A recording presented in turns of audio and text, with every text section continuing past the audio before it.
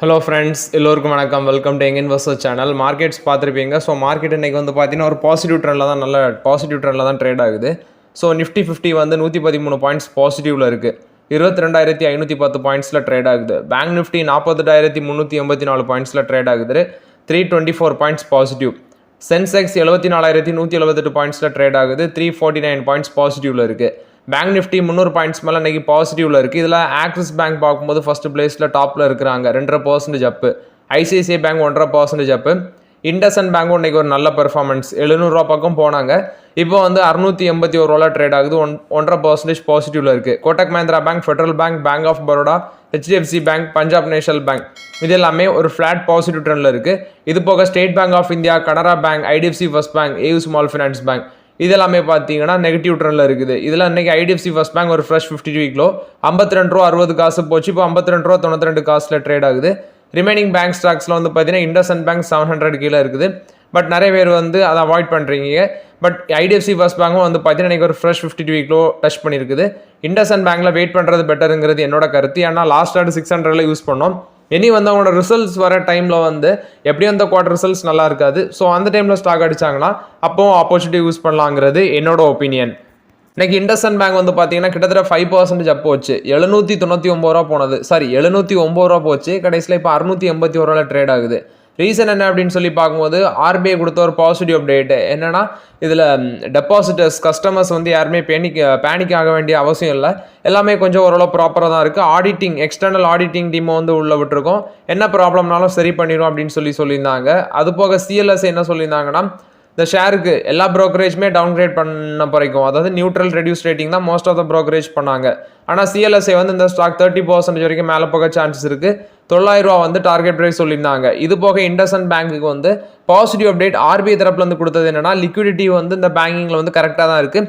Promoter சொல்லது capital அடிக்யூஷி ratio 16.46 இருக்குது. பேங்க்குக்கு வந்து ப்ரொவிஷன் கவரேஜ் ரேஷியோ 70.2% இருக்குது. லிக்விடிட்டி கவரேஜ் ரேஷியோ 113% இருக்குது அப்படின்னு சொல்லியிருந்தாங்க. இந்த பேசிஸில் வந்து பார்த்தீங்கன்னா இண்டஸ்இண்ட் பேங்க் இன்னைக்கு ஒரு நல்ல வைப்ரேஷனில் தான் இருக்குது. பட் எனக்கு தெரிஞ்சு இப்போ வெயிட் பண்ணலாம். எகெயின் ஒரு ஆப்பர்ச்சுனிட்டி இண்டஸ்இண்ட் பேங்க்கில் டெஃபினட்டாக வரும். நெக்ஸ்ட் டாக்டர் ரெட்டி லேபாரட்டரிஸோட எம்டி ஜிவி பிரசாத் இவர் என்ன சொல்லியிருந்தாங்கன்னா, ஃபியூச்சரில் வந்து ஃபினான்ஷியல் 26ல் பெரிய large merger and acquisition Indian pharmaceutical மார்க்கெட்டில் வந்து நடக்கலாம் அப்படின்னு சொல்லியிருந்தாரு. ஏன்னா டைவர்சிஃபைட் போர்ட்ஃபோலியோ, நெக்ஸ்ட் வந்து குளோபல் மார்க்கெட் சேலஞ்சஸ், இந்த ஜெனரிக் ட்ரக்ஸுக்கு வந்து குளோபல் மார்க்கெட்டில் சேலஞ்சஸ் இருக்குது. ஸோ இதெல்லாமே ஃபேஸ் பண்ணி வந்து பார்த்தீங்கன்னா ஃபியூச்சரில் ஒரு பெரிய மர்ஜர் வந்து ஃபினான்ஷியல் 26ல நடக்கலாம். ஆக்சுவலி ஃபினான்ஷியல் 24ல் ரெட்டிஸோட ரெவன்யூ மட்டுமே 28,000 கோடியாக இருந்துச்சு. இப்போ இவங்க வந்து போர்ட்ஃபோலியோ டைவர்சிஃபிகேஷன், நெக்ஸ்ட் வந்து branded generic market, consumer health sector, research and development, இதில் R&D இதில் தான் பெருசாக இன்வெஸ்ட்மெண்ட் பண்ணுறோன்னு சொல்லி டாக்டர் ரெட்டி லேபாரட்டரிஸ் தரப்புல வந்து அப்டேட் கொடுக்குறாங்க. அது மட்டும் இல்லாமல் ரெட்டிஸுக்கு இன்னொரு அப்டேட்டாக வந்துருந்துச்சு. இவங்களோட ரேபர் பிரேசோல் சோடியம் மாடிஃபைட் ரிலீஸ் கேப்சியூலுக்கு வந்து ஃபேஸ் 3 ட்ரையல், அதாவது CDSCO பேனல் வந்து அப்ரூவல் கொடுத்துருக்காங்க. அந்த ஃபேஸ் 3 ட்ரையல் ஸ்டடிக்கு என்ன அப்படின்னு சொல்லி பார்க்கும்போது ஃபேஸ் 3 கிளினிக்கல் ட்ரையல் ப்ரோட்டோகாலுக்கு வந்து ஒப்புதல் கொடுத்துருக்காங்க. இது வந்து கேப்சியூல் 40 mg வேரியன்ட்ல வந்து லான்ச் பண்ணுறாங்க. பேர் வந்து ரேப் பிரேசோல் அப்படிங்கிற name, sodium modified release capsule. என்னதுக்கெல்லாம் இது யூஸ் பண்ணுறாங்கன்னு பார்த்தீங்கன்னா, ஆன்டி அல்சர் ட்ரக்னு சொல்கிறாங்க. Class of proton pump inhibitor. ரேசோப்ரோல் வந்து எதுக்கு ட்ரீட்மெண்ட் யூஸ் பண்ணுறாங்கன்னா, டூவோடெனல் அல்சர், நெக்ஸ்ட் வந்து கேஸ்ட்ரோ ஈஸ்ட்ரோஃபேகல் ரிஃப்ளக்ஸ் டிசீஸ், இதுக்கெல்லாமே இது யூஸ் பண்ணுவாங்க அப்படின்னு சொல்கிறாங்க. இது வந்து ரெட்டிஸில் வந்து அன்றைக்கி ஒரு பாசிட்டிவ் அப்டேட். ஸ்டாக் ப்ரைஸ் பார்க்கும்போது 4% அப்பில் இருந்துச்சு. 1149 போச்சு. கடைசியில் இப்போ 1147 ட்ரேட் ஆகுது. இது ரெட்டிஸை பொறுத்த வரைக்கும் ஒரு பாசிட்டிவ் அப்டேட்டாக இருக்குது. நெக்ஸ்ட் வந்து பார்த்தீங்கன்னா இன்றைக்கி இந்த யூனோ மிண்டா இது வந்து 949 வரைக்கும் போச்சு. கடைசியில் இப்போ 935 ட்ரேட் ஆகுது, 5% அப்பு. அமர்ராஜா பேட்டரிஸும் 979 போனாங்க. கடைசியில் 973 ட்ரேட் ஆகுது. என்ன ரீசன் அப்படின்னு சொல்லி பார்க்கும்போது இவங்களோட பிஸ்னஸ் வந்து பெரிய அளவில் ப்ரெசன்ஸ் சைனாலையும் இருக்குது. சைனாலேருந்து அங்கேருந்து வாங்குறாங்க, அதே மாதிரி இங்கேருந்து எக்ஸ்போர்ட் பண்ணுறாங்க. ப்ளஸ் வந்து பார்த்தீங்கன்னா சைனா கம்பெனி கூட அமர்ராஜா வந்து லாஸ்ட் இயர் வந்து ஒரு ஜாயிண்ட் வெஞ்சரும் போட்டிருந்தாங்க அவங்களோட சேர்ந்து லித்தியம் அயன் செல் பேட்டரிங் எதுவும் வந்து மேனுஃபேக்சர் பண்ணுறதுக்கு. இன்னைக்கு வந்து பார்த்தீங்கன்னா இன்னைக்கு இல்லை நேற்று வந்து நம்மளோட பிரைம் மினிஸ்டர் ஒரு பாட்காஸ்ட்டில் வந்து பேட்டி கொடுத்தாங்க. அதில் என்ன சொல்லியிருக்காங்கன்னா, சைனாவும் இந்தியாவும் ஹெல்த்தி அண்ட் நேச்சுரல் வேல வந்து நாங்கள் பிஸ்னஸில் காம்படிஷன் பண்ண இருக்கிறோம் அப்படின்னு சொல்கிறாங்க. அதாவது எங்களோட காம்படிஷன் வந்து ஹெல்த்தி அண்ட் நேச்சுரலாக இருக்கும். ஸோ என்ன சொல்கிறாங்கன்னா, சைனா கூட ஒரு நல்லுறவை தான் மெயின்டைன் பண்ண விரும்புகிறாங்க. ஏன்னா இப்போ அமெரிக்கா வந்து என்னென்னலாமோ பண்ணுறாங்க, அது ஒரு நாடுகளுக்குமே பிடிக்கல.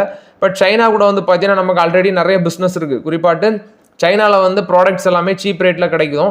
அதை வாங்கி இங்கே வந்து நம்ம இந்தியாவில் நிறைய பேர் மார்ஜின் வச்சு விற்கிறாங்க. ஸோ சைனாக்கும் இந்தியாவுக்கும் வந்து பிஸ்னஸ் நிறையவே இருக்குது. ஸோ அதை வந்து இன்னும் மெயின்டைன் பண்ணுறதுக்கு இந்தியாவும் சைனாவும் வந்து பார்த்தீங்கன்னா ஒரு நல்லுறவை மெயின்டைன் பண்ணுறதுக்கு பேச்சுவார்த்தையில் இருக்கிறாங்க.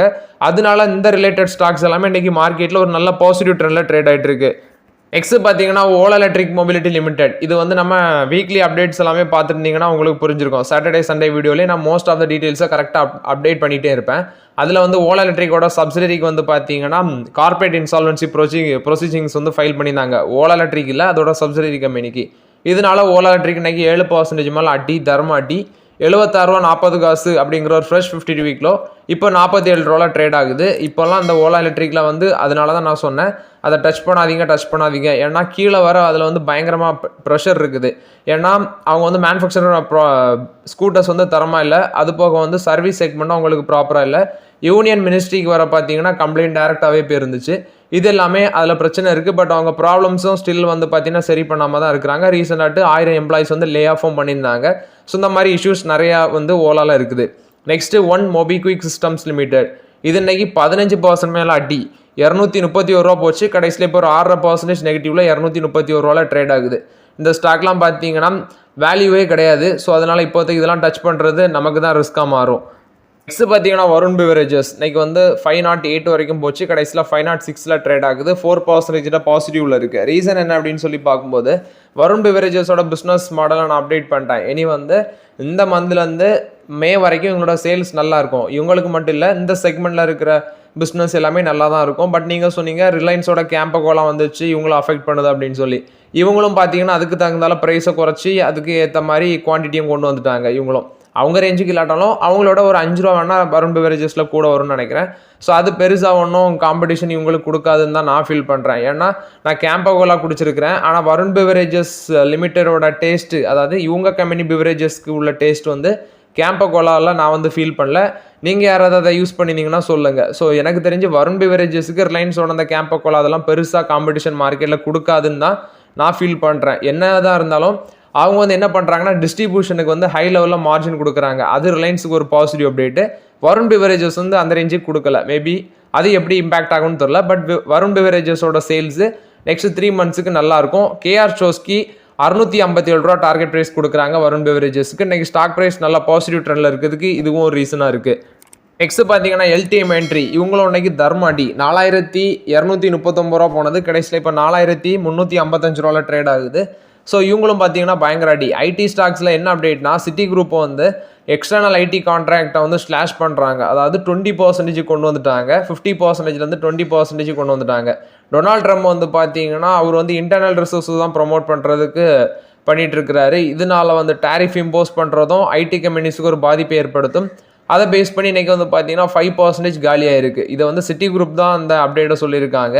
இதனால எல்டிஎம் என்ட்ரியை போட்டு பொழந்து கட்டிட்டாங்க. நெக்ஸ்ட் வந்து எல்டிஎம் என்ட்ரியில் இன்னொரு அப்டேட்டாக வந்திருக்கு. நாச்சிகேட் தேஷ்பாண்டே இவரை வந்து ஏஐ சர்வீஸ் பிஸ்னஸோட பிரசிடென்ட்டாக அப்பாயிண்ட் பண்ணியிருக்கிறாங்க. இவர் வந்து அந்த சிஇஓ ரேஸ்லேயும் இருந்தார். கடைசியில் வந்து பார்த்தீங்கன்னா அந்த பொசிஷனுக்கு வந்திருக்காங்க. தேஷ்பாண்டே வந்து ஏழைராட்டு பார்க்கும்போது சிஓ அந்த பொசிஷனில் இருந்தார். இப்போ வந்து பார்த்தீங்கன்னா ஏஐ சர்வீஸ் பிஸ்னஸோட பிரசிடென்ட்டாக அப்பாயிண்ட் பண்ணியிருக்காங்க LTM entry. Next Amazon India கொடுத்த அப்டேட்டு. அமேசான் செல்லர், நெக்ஸ்ட் வந்து அமேசான் லாஜிஸ்டிக்ஸ். இப்படி இந்தியாவில் 2 டைப் ஆஃப் பிஸ்னஸ் அவங்க ரன் பண்ணுறாங்க. டிரான்ஸ்போர்ட் சர்வீஸு, என்னோட வந்து செல்லர் சர்வீஸு. இப்போ இவங்க என்ன சொல்கிறாங்கன்னா நாங்கள் அமேசான் இந்தியா இகாமையும் நெக்ஸ்ட் வந்து லாஜிஸ்டிக்ஸ் பிஸ்னஸ் இந்த 2மே வந்து மெர்ஜ் பண்ண போகிறோம் அப்படின்னு சொல்லி அப்டேட் கொடுக்குறாங்க. இதுக்கான அப்டேட் வந்து அன்செக்யூர்ட் கிரெடிட்டர்ஸ் வந்து மீட்டிங் ஏப்ரல் 14 வச்சிருக்கிறாங்க. இது வந்து அமேசான் இந்தியா கொடுத்த அப்டேட்டு. நெக்ஸ்ட் டாடா மோட்டர்ஸ்க்கு வந்து அப்டேட்டு. டாடா மோட்டர்ஸ்க்கு வந்து பார்த்தீங்கன்னா பைக்கால் கொடுக்குறாங்க. ஹெச்எஸ்பிசி ஃபஸ்ட்டு ஹோல்ட் ரேட்டிங்காக இருந்தது, இப்போ பைக்காலாட்டு மாற்றுறாங்க. ஆனால் வந்து டார்கெட் ப்ரைஸ் வந்து பார்த்தீங்கன்னா கட் பண்ணுறாங்க. 930 ரூபா ப்ரொஜெக்ட் பண்ணதை இப்போ 840 ரூபாய்ட்டு குறைச்சிருக்கிறாங்க. 29% இப்போ இருக்க லெவல் வந்து மேலே போகும் அப்படின்னு சொல்லி சொல்கிறாங்க. ஏன்னா லாஸ்ட் 3 குவார்ட்டர்ஸ் வந்து பார்த்தீங்கன்னா ஹெச்எஸ்பிசி என்ன சொன்னாங்கன்னா டி ரேட்டிங் பண்ணாங்க.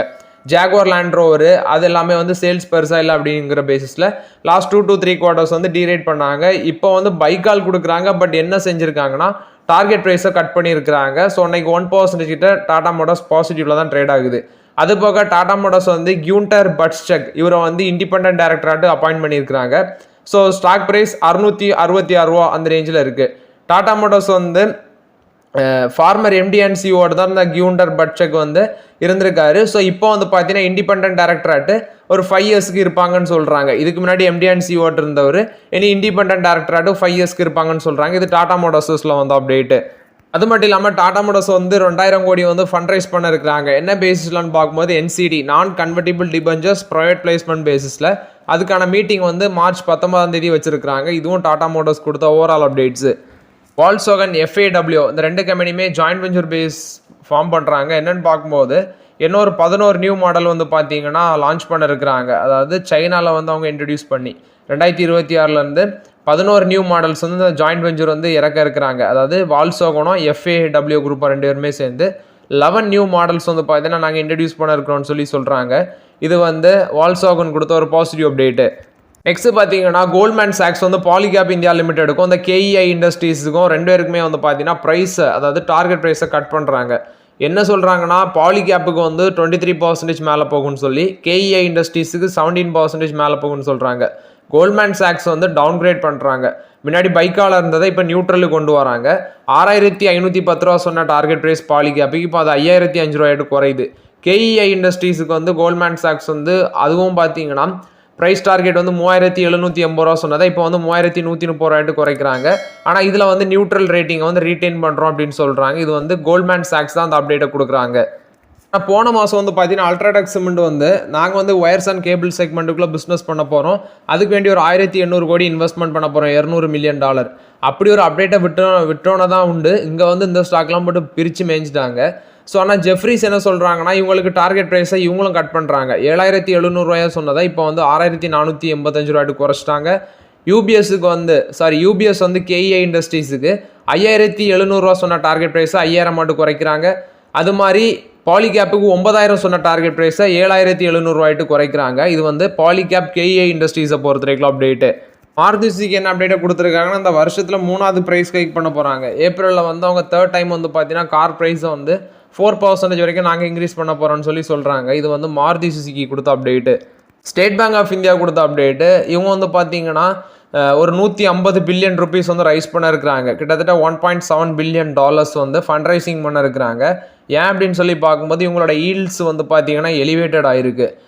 இவங்க ரைட் டைமில் வந்து மார்க்கெட்டுக்குள்ளே என்ட்ரி பண்ணி ஃபண்ட் ரைஸ் பண்ண பிளானில் இருக்கிறாங்க. பட் சில வாரங்களாக பார்க்கும்போது அவங்களோட ஈல்ட்ஸ் வந்து பார்க்கும்போது அதிக அளவில் ஹையாட்டே இருக்குது. ஸோ அந்த பேங்க் வந்து அதனால் இப்போ வந்து பார்த்தீங்கன்னா மார்க்கெட்டுக்குள்ளே டேப் பண்ணுறதுக்கு அவாய்ட் பண்ணுறாங்க. பட் அதனால வந்து இப்போ ஃபண்ட் ரைஸ் பண்ண முடியலன்னு சொல்கிறாங்க. பட் அவங்க மார்ச்சுக்குள்ளே அவங்க வந்து இந்த $1.7 பில்லியன் வந்து நாங்கள் ஃபண்ட் ரைஸ் பண்ணுவோம் பிஃபோர் த எண்ட் ஆஃப் மார்ச்சுக்குள்ளே வந்து சேல் ஆஃப் பாண்ட்ஸ் மூலமாட்டு ஃபண்ட் ரைஸ் பண்ணுவோம். ஏன்னா லிக்விடிட்டியை பூஸ்ட் பண்ணணும், பாலிசி ரேட்டை கட் பண்ணி அப்படி லிக்விடிட்டியை பூஸ்ட் பண்ணுறதுக்கு வேண்டி நாங்கள் வந்து இதை பண்ண இருக்கிறோம்னு சொல்லியிருக்காங்க. இது வந்து ஸ்டேட் பேங்க் ஆஃப் இந்தியா கொடுத்த அப்டேட்டு.